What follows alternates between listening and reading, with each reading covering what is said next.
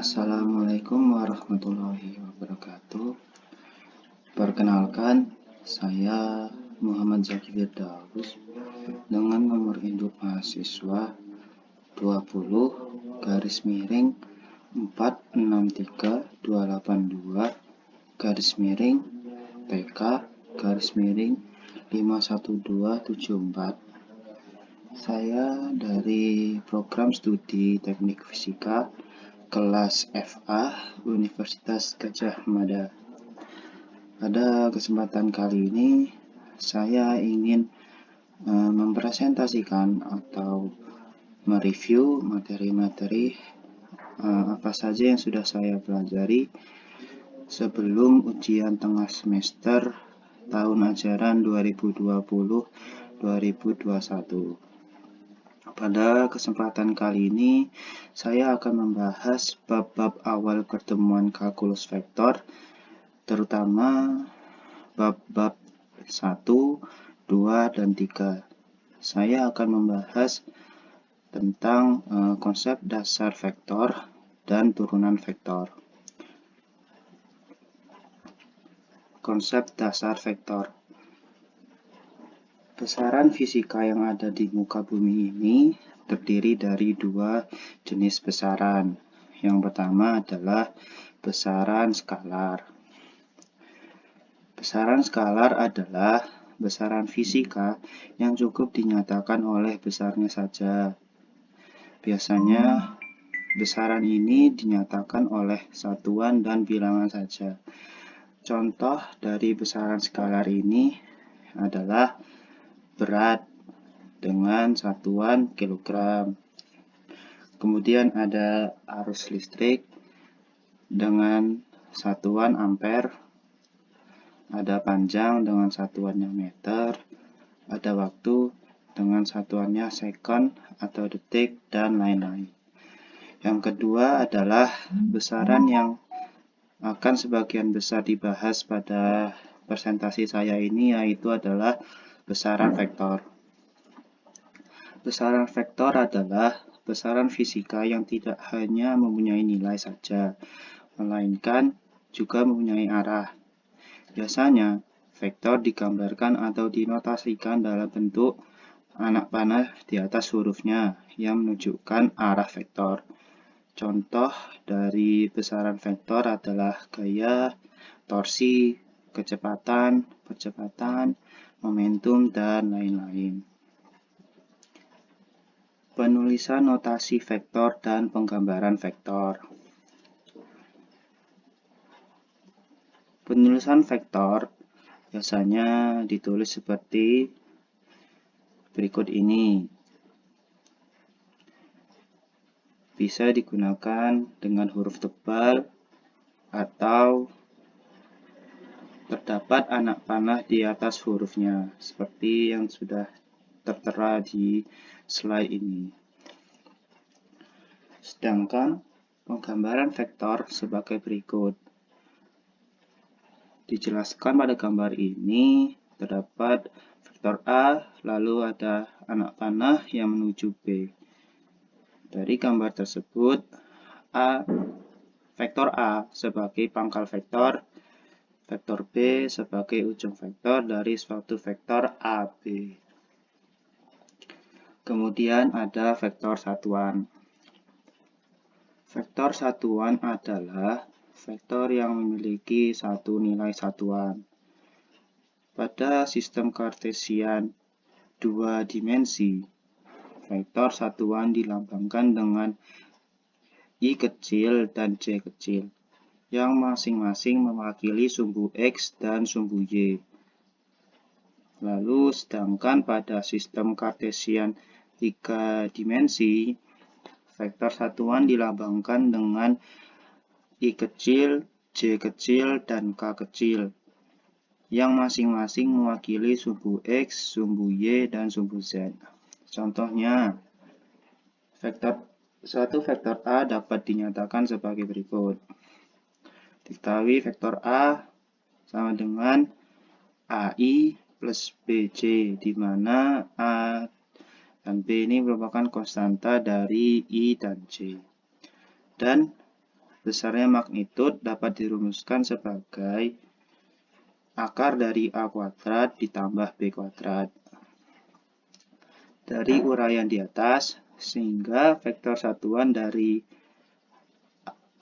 A adalah UA sama dengan vektor A dibagi panjang A. Contoh soalnya sebagai berikut. Diketahui suatu vektor dinyatakan sebagai berikut. Vektor A sama dengan 6i plus 8j. Lalu pertanyaannya adalah tentukan magnitud A atau panjang besaran vektor A dan unit vektor A dari vektor A. Sudah diketahui dari slide sebelumnya bahwa untuk mencari besaran A dapat digunakan rumus akar dari A kuadrat plus B kuadrat. Nah, dari vektor A yang sudah diketahui dari soal,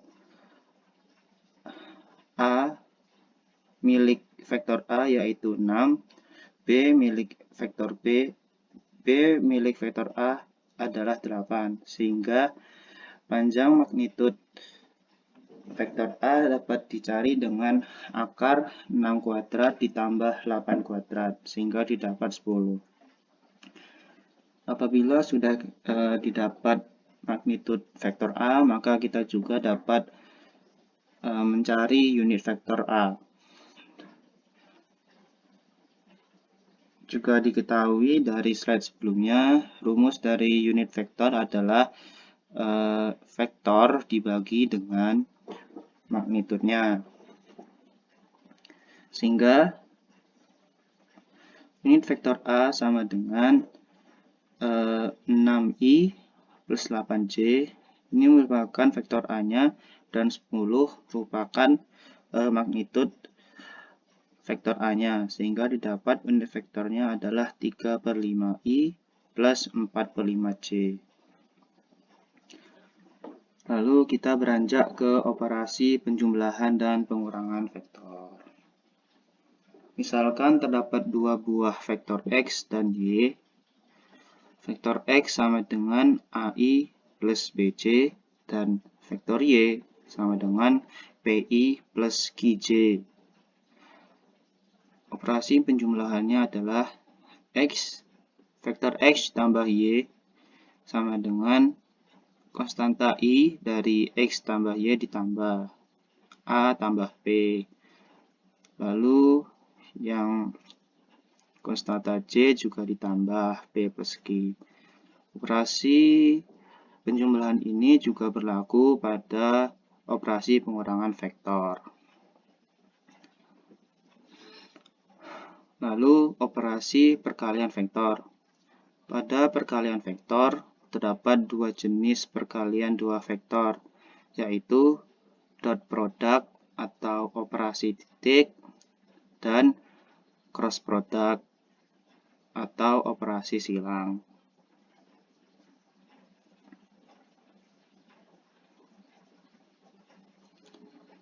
Dot product atau operasi titik. Jika terdapat sebuah vektor A dan sebuah vektor B, maka dot produknya adalah A dot B sama dengan magnitud A dikali magnitud B dikali cos theta, di mana theta adalah sudut di antaranya.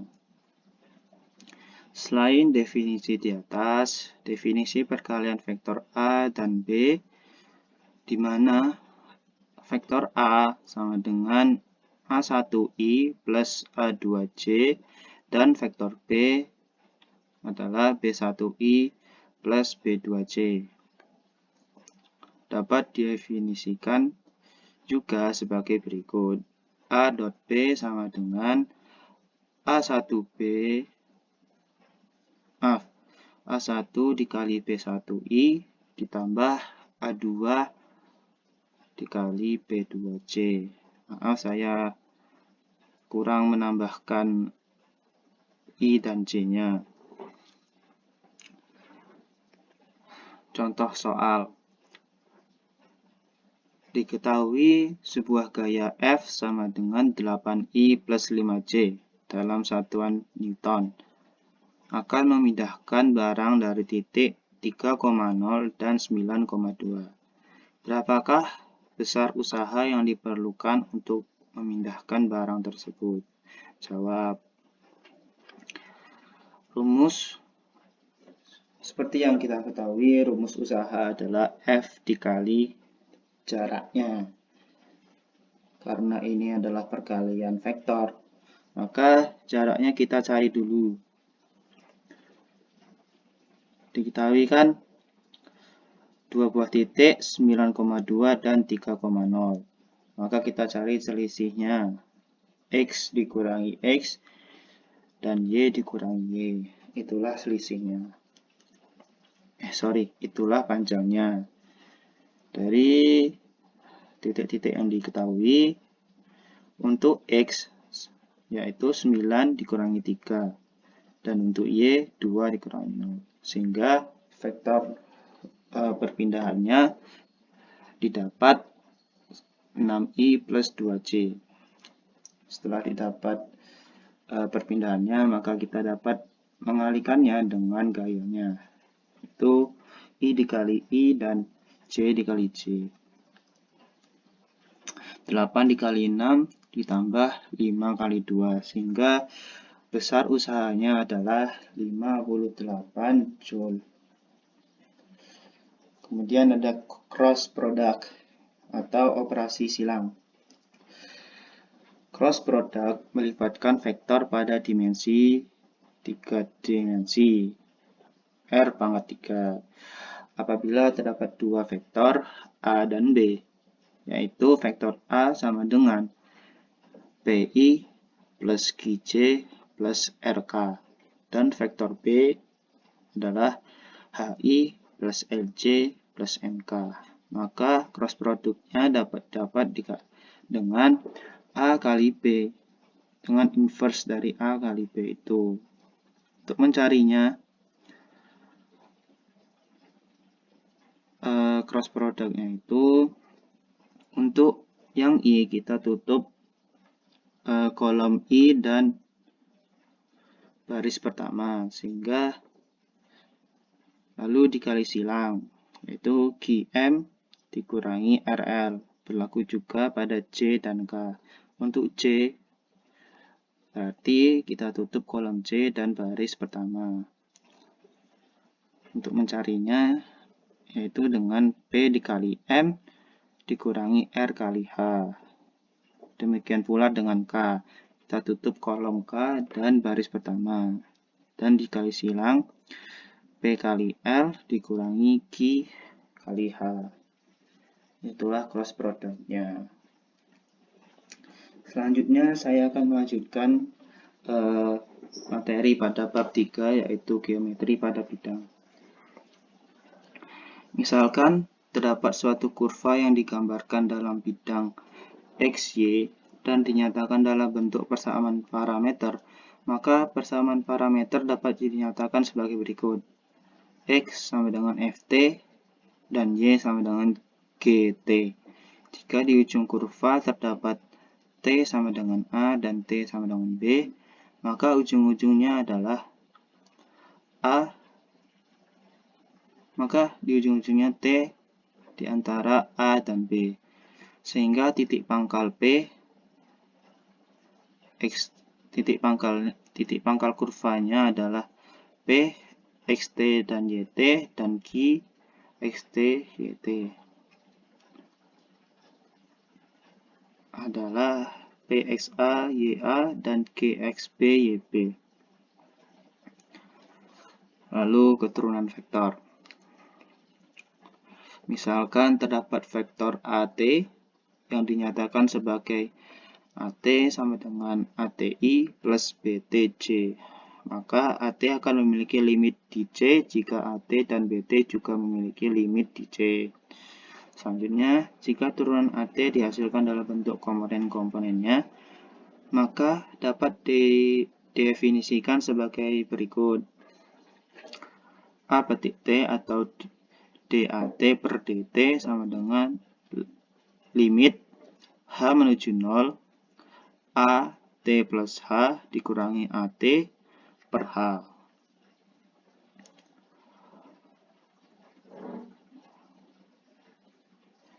DAT per DT sama dengan limit H menuju 0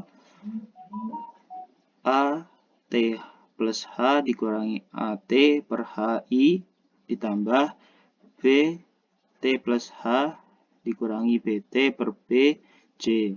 Sehingga turunan dari A dapat sama dengan DAT per DTI plus DBT per DTJ. Contoh soal. Diketahui suatu vektor AT sama dengan T pangkat 3 plus 4TI ditambah E 2T kuadrat min 1. Maka tentukan turunan pertama dari vektor A dan turunan kedua dari vektor A. Penyelesaiannya sebagai berikut. Berdasarkan slide sebelumnya, diketahui bahwa turunan dari vektor A sama dengan DAT per DTI plus DBT per DT. Artinya, fungsi tersebut diturunkan terhadap T. Mari kita coba jawab yang A terlebih dahulu, yaitu turunan pertama dari AT. A petik T sama dengan DT pangkat 3 plus 4T per DTI ditambah D E 2T kuadrat min 1 per DTJ. Didapatkan dengan menurunkan konstanta T-nya. Didapatkan